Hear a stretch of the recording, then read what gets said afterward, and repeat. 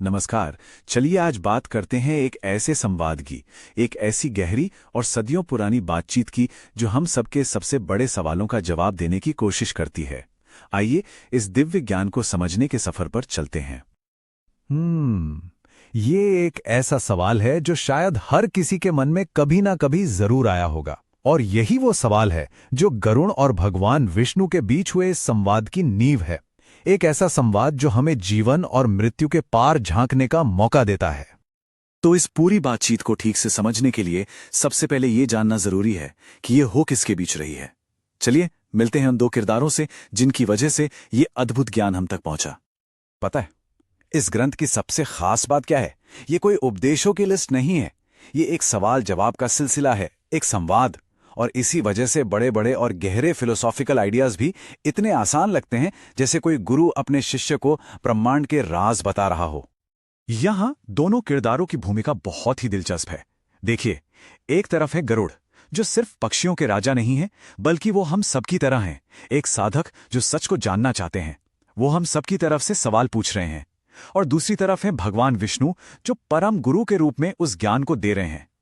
तो गरुड़ ने पूछा, क्या उनके सवाल असल में सिर्फ उनके नहीं हैं, वो हम सबके सवाल हैं।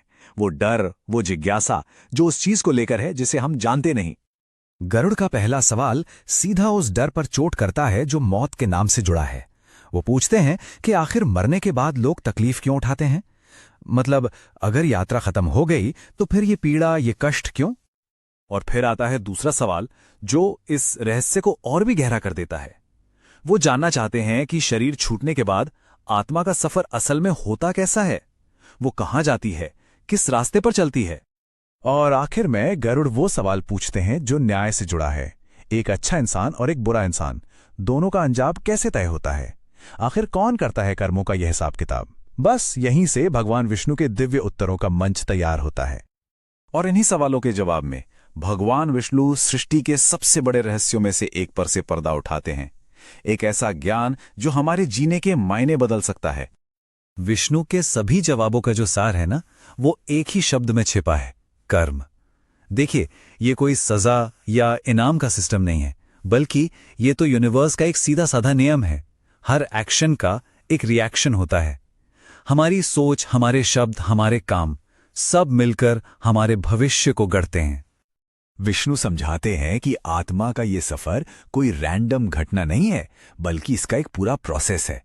सबसे पहले आत्मा शरीर से अलग होती है, फिर उसके जीवन भर के कर्मों का हिसाब होता है। इसी हिसाब के आधार पर उसका रास्ता तय होता है और आखिर में वो अपनी मंजिल तक पहुंचती है। सब कुछ सिर्फ और सिर्फ कर्मों पर टिका है। तो इसका सीधा सीधा मतलब क्या हुआ? मतलब बिल्कुल साफ है, जैसा बोओगे वैसा काटोगे। अगर पुण्य कर्म किए हैं, जैसे दान, सच्चाई, दया, तो आगे का सफर शांत और अच्छा होगा। और अगर पाप कर्म किए हैं, जैसे धोखा, क्रूरता, स्वार्थ, तो सफर मुश्किल और तकलीफों से भरा होगा। एकदम साफ हिसाब।